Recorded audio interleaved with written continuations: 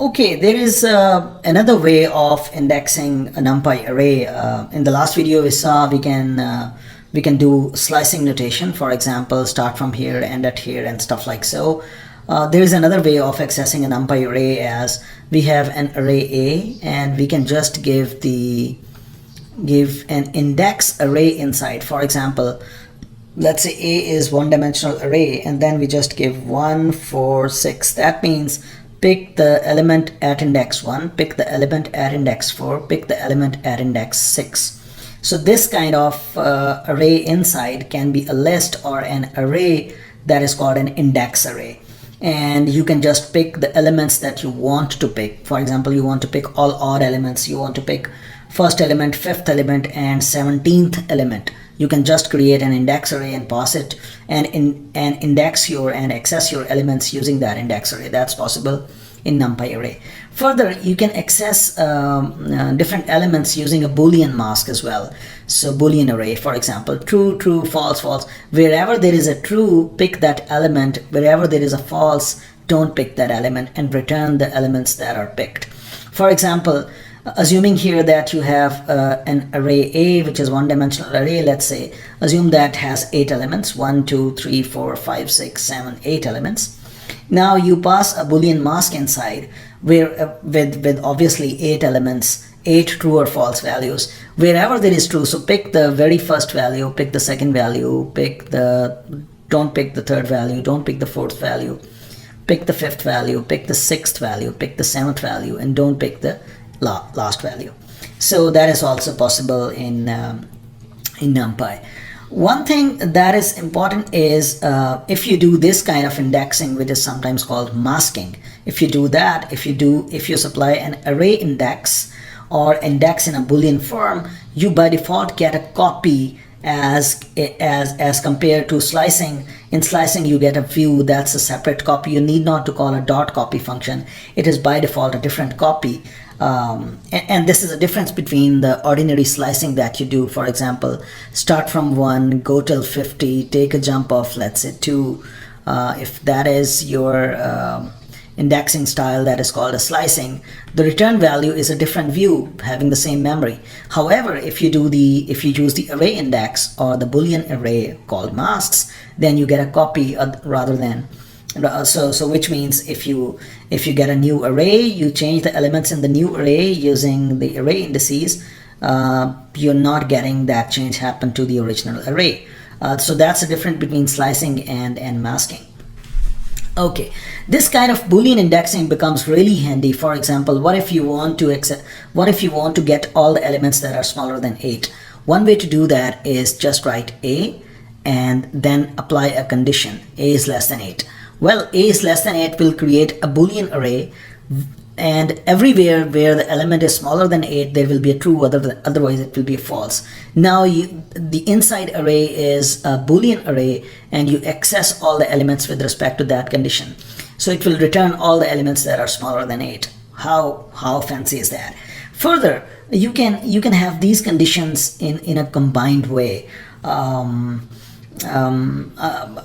There is one difference. There is an AND operator, A-N-D and there is an AND operator in a different way. So I'm going to discuss the difference of this and this AND as well in this video. So let's go to Jupyter Notebook, our friend, and see how can we play with this masks. So let's say A is again np.arrange, let's say 100. That's our A. And what we now do is we access the elements of A. We access, for example, the third element and the fifth element and the sixth element. Let's say we want to do that, and that's our B. Yeah, so that happens, let's say. So what B is this. Something that you need to know is if you change the elements of B now, because that's a copy, let's say -4, that change does not happen in A. That happens in B for sure, but that doesn't happen in A. A does not contain any value that is -4, because using these kind of indices, the array index, by default, the result is a copy rather than a view. Further, let's say you have this A and you want to access all the elements that are smaller than, let's say, let's say 40. Access all the elements that are smaller than 40. So that is possible. Now B will contain only the elements that are smaller than 40. All the elements. Wow. Further, if you want to access all the elements that are smaller than 40, and they are bigger than, they are smaller than 40 and they are bigger than 30. Let's say you want to access all the elements that are between 30 and 40. You can just access those elements like so. Oh, there is a problem. A dot any, A dot all. What's the problem here? The truth value of an array with more than one element is ambiguous. Use A dot any or A dot all. Okay, this A is less than 40 is a Boolean array. A is greater than 40, that's a Boolean array. So what's the problem? Why can't we not use this? Oh, what's the problem? We should have used that. So use and yeah, I guess we were missing these brackets because it might be confusing this 40 with this A and stuff like so. So use parentheses. Great. Now B contains only the elements that are between 30 and 40. Now one thing, what's the difference between this particular and this symbol and? The difference is this and, A and the and operator, it is used when both of the sides of this and has one is one object and it has one true value, either true or false. And this particular symbol is used when the left side and the right side can be arrays and each element of that array can be true or false and so. So you can think of this and is used in arrays. However, this is used when both the sides are single objects. So that's the difference. Other variants of and, I mean, the and is like this, that these are the same things. But remember the use. This is used for arrays, this is used for single objects.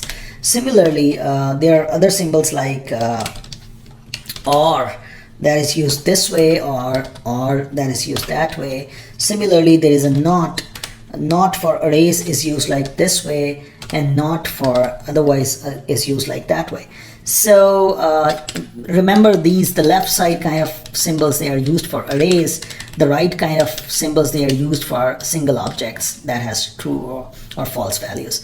So this kind of masking is really powerful. Later we will see in pandas accessing different kind of data with particular kind of conditioning. That becomes really handy if we are comfortable with these kind of indexing, and that's really powerful indexing. Okay, I've told you the difference here between and. I've told you that this is copy rather than a view. So just bear with me some more time on NumPy, and I will tell you some more truths about NumPy, and then we will move towards another package called pandas. So before pandas, more NumPy is coming. Hope to see you in the next video.